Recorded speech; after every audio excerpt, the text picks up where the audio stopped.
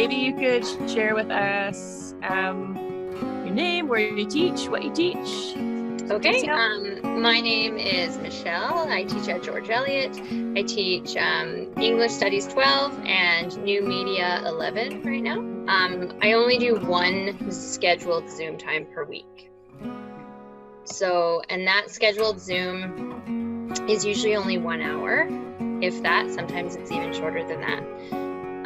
And then the other class times are really more open times where kids can hop on if they want to and chat with me, or some of them just like sign on and they work while I am there.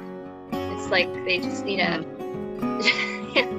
they just need someone just to be there, but they're just doing their own thing. So I had them work on a Flipgrid, which I can show you. Yeah. And the Flipgrid was really just about their current experience right now in quarantine. Like, what are they thinking? We talked a little bit about if they were to write an essay, maybe in 10 or 20 or 30 years from now, what would they write about? This is a Flipgrid. This is what it looks like. So every kid has an opportunity to record a 90-second maximum video, and then they respond to each other. So you see kind of the faces here, the little bubbles on the side. Those are the responses that kid has received from peers and from myself. So I responded to every video, and I asked the kids to respond as well. But this was a process that took a few weeks. So in the first week, I just had them post one 90-second video. And then in the second week, I actually scheduled 15 minutes of our Zoom time where they had to leave the Zoom, go respond to 2 of their classmates, and then come back to the Zoom. And then following that, they had to do 2 more responses as well outside of the Zoom time.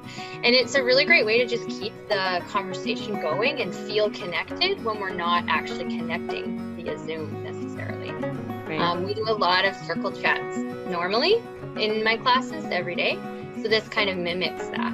I mean, if you think about it, a 90-second video, that's a very small assignment though, right? And it did take like 2 weeks for everyone to become a part of it, but it was worth it because in the end, it's really a place now where they're all connecting together. Michelle, can I ask, what are the things that you're doing to connect and communicate with kids around how it's going? So I've used forms where they're able to give me feedback anonymously, as well as feedback that's attached to their name.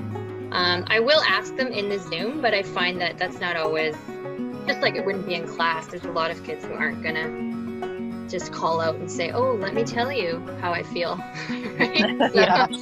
And I have been doing individual Zooming. So because we only meet once a week, I have a little more time to do individual office hours and individual feedback on anything that's been assessed. And so when they sign up for that feedback session, they don't know it, but they're also going to get asked about their well-being and their mental health and stuff.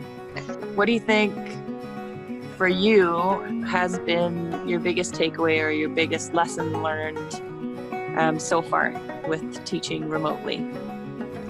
Well, the one big lesson is how much I love the human interaction of teaching. Like, the reason that I love teaching is because of the humans. And I always knew that connection was a big part of it for me. I guess I just didn't realize how much the content that I'm sending them, like, it matters almost less than it ever has before. And what matters more is the kids.